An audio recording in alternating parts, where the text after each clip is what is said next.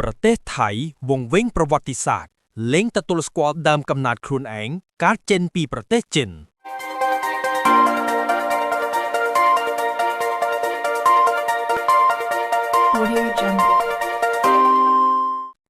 ជំរាបសួរបងប្អូនជនរួមជាតិខ្មែរថ្ងៃនេះខ្ញុំបាទនឹងលើកយកព័ត៌មានថ្មីនិយាយអំពីប្រទេសបានប្រកាសថាខ្លួនមិនមានដើមកំណើតកើតចេញពីប្រទេសចិននោះទេដែលធ្វើឲ្យមានការភ្ញាក់ផ្អើលខ្លាំងដល់ប្រជាជនសៀមគ្រប់គ្នានិងមានមតិរិះគន់ជាច្រើនពីសំណាក់មហាជនរស់នៅក្នុងស្រុកនិងក្រៅប្រទេសដោយនិយាយសៀមផ្លេចកំណើតវង្វេងប្រវត្តិសាស្ត្រ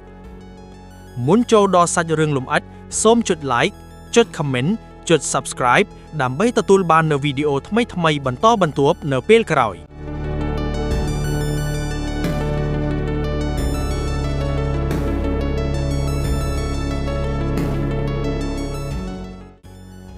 យោងទៅតាម Page Khua Short បានចុះផ្សាយនៅថ្ងៃទី27 ខែមីនា ឆ្នាំ 2026 បាននិយាយរៀបរាប់ថាសាស្ត្រាចារ្យប្រវត្តិសាស្ត្រថៃមានឈ្មោះ Sujit Wongthes បាននិយាយថាប្រជាជនថៃមិនមែនមានដើមកំណើតកើតចេញប្រទេសចិនឬជនជាតិភាគតិចភាគខាងត្បូងនៃប្រទេសចិននោះទេ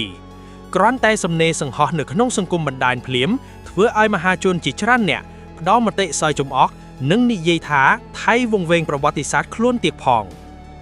តោះឥឡូវនេះយើងមកដឹងអំពីដើមកំណើតប្រទេសចៅសៀមទាំងអស់គ្នាជនជាតិថៃឬដែលគេស្គាល់ថាជាជនជាតិតៃមានដើមកំណើតយូរយារណាស់មកហើយនៅក្នុងតំបន់ភ្នំខាងត្បូងនៃប្រទេសចិនជាពិសេសในតំបន់យូណាននិងគួងស៊ីកាលពីរាប់ពាន់ឆ្នាំមុនដូនតារបស់ពួកគេរស់នៅជាក្រុមតូចៗនៅតាមជ្រលងភ្នំនិងវាលទំនេរដ៏សម្បូរបែបដោយពឹងផ្អែកលើការដាំរួនស្រូវទឹកនិងការចិញ្ចឹមសត្វពួកគេមានភាសាផ្ទាល់ខ្លួនដែលជាគ្រឹះនៃភាសាតៃកាដៃ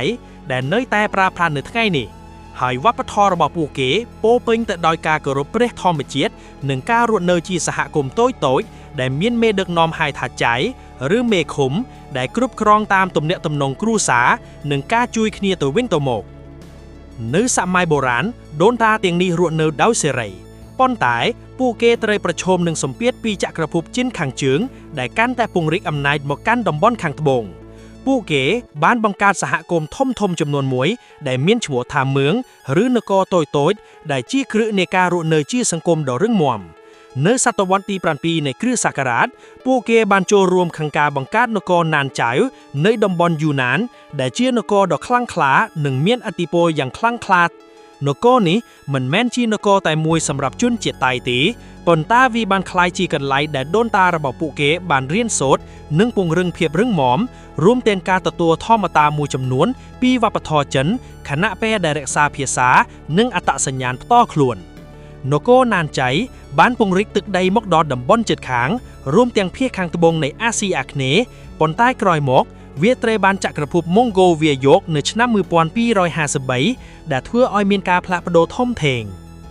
ដោយសារសម្ពាធពីចក្រភពចិននិងការបាត់បង់នគរណានចៃជនជាតិតៃបានចាប់ផ្ដើមធ្វើការចំណាកស្រុកធំចុះមកខាងត្បូងតាមដងទន្លេធំដូចជាទន្លេមេគង្គនិងទន្លេឆាវព្រាយ៉ាការធ្វើចំណាកស្រុកនេះមិនមែនកើតឡើងក្នុងពេលតែមួយទេប៉ុន្តែវាបានកើតឡើងជាបន្តបន្ទាប់ចាប់ពីសតវត្សទី8ទៅទី13ដោយមានក្រុមតូចៗច្រើនអ្នកដែលផ្លាស់ប្ដូរបន្តិចម្ដងបន្តិចដើម្បីស្វែងរកទីតាំងដ៏សម្បូរបែបសម្រាប់ការរស់នៅពួកគេឆ្លងកាត់តំបន់ឡាយភាគខាងជើងនៃភូមានិងមកដល់តំបន់ដែលជាប្រទេសថៃសពថ្ងៃនៅពេលដែលពួកគេមកដល់ទីនេះតំបន់នេះមិនមែនជាទីទំនេរទេគឺមានជនជាតិដើមផ្សេងទៀតរស់នៅរួចហើយដូចជាជនជាតិមនដែលមានវប្បធម៌ដ៏រុងរឿងនិងជនជាតិខ្មែរដែលមានអាណាចក្រអង្គរដ៏ខ្លាំងក្លានិងមានឥទ្ធិពលពាក់ពេញតំបន់អាស៊ីអាគ្នេយ៍កណ្ដាលជនជាតិថៃដែលធ្វើការចំណាកស្រុកមកនេះបានតាំងទីលំនៅតាមវាលទំនេរនៃទន្លេឆាវព្រាយ៉ាដោយរួមបញ្ចូលគ្នាជាមួយជនជាតិដើមតាមរយៈការរៀបការនិងការទទួលវប្បធម៌ខ្មែរនិងមនដូច្នេះការសាងសង់ប្រាសាទការប្រើប្រាស់អក្សរនិងការគោរពព្រះពុទ្ធសាសនាទេវរដ្ឋបានក្លាយជាគ្រឹះសំខាន់នៃការរស់នៅបន្តិចម្ដងពួកគេបានបង្កើតសហគមន៍ធំឡើងហើយនិងក្លាយជាកម្លាំងសំខាន់នៅក្នុងតំបន់នេះនៅឆ្នាំ1238ជនជាតិតៃបានបង្កើតនគរសុគោថៃឡាងដែលជានគរដំបូងគេដែលមានអត្តសញ្ញាណជនជាតិថៃយ៉ាងច្បាស់លាស់នៅក្នុងតំបន់អាស៊ីអាគ្នេយ៍ ស្ដេចស៊ូកូថៃដំបូងដូចជាព្រះបាទស៊ីអ៊ីនត្រាធីតនិងព្រះបាទរៀមកំហាងបាននាំមកនូវការរួមគ្នាឡើងនឹងការពង្រឹងអំណាចដោយប្រើប្រាស់ភាសានិងវប្បធម៌តៃជាមូលដ្ឋានខណៈពេលដែលរក្សាទំនាក់ទំនងល្អជាមួយជនជាតិដើមនគរស៊ូកូថៃបានក្លាយជាមូលដ្ឋាននៃអត្តសញ្ញាណជនជាតិថៃដែលមានសេរីភាពក្នុងការគ្រប់គ្រងខ្លួនឯងនិងបានពង្រីកឥទ្ធិពលមកដល់តំបន់ជុំវិញបន្ទាប់ពីស៊ូកូថៃជនជាតិថៃបានបន្តពង្រីកអំណាចនិងបង្កើតនគរអយុធយានៅសតវត្សទី14ដែលក្លាយជានគរដ៏ខ្លាំងក្លានិងមានការទាក់ទងខ្លាំងជាមួយអាណាចក្រខ្មែរតាមរយៈការជួញនិងសង្គ្រាមម្ដងតាមពេលវេលាពួកគេបានរួមបញ្ចូលវប្បធម៌និងធម្មតាពីជនជាតិដើមរួមទាំងព្រះពុទ្ធសាសនាហានយានដែលបានក្លាយជាសាសនាសំខាន់នៃជនជាតិថៃឈ្មោះថៃមានន័យថាសេរីឬសេរីភាពដែលឆ្លុះបញ្ចាំងពីស្មារតីនៃការរួចផុតពីការគ្រប់គ្រងពីខាងក្រៅនិងការរស់នៅដោយឯករាជ្យជនជាតិថៃសពថ្ងៃគឺជាលទ្ធផលនៃការរួមបញ្ចូលគ្នារវាងដូនតាតៃពីចិនខាងត្បូងជាមួយនឹងជនជាតិដើមនៃអាស៊ីអាគ្នេយ៍ដែលបានបង្កើតឲ្យមានវប្បធម៌ភាសានិងអត្តសញ្ញាណដ៏មានលក្ខណៈពិសេសដែលយើងស្គាល់ថាជាជនជាតិថៃរឿងរ៉ាវនៃដើមកំណើតនេះមិនមែនជាការផ្លាក់ម្ដងទេប៉ុន្តែជាដំណើរវែងឆ្ងាយពោពេញទៅដោយការប្រឈមនិងការរួមបញ្ចូលគ្នាដែលបានធ្វើឲ្យជនជាតិថៃក្លាយជាផ្នែកមួយសំខាន់នៃប្រវត្តិសាស្ត្រអាស៊ីអាគ្នេយ៍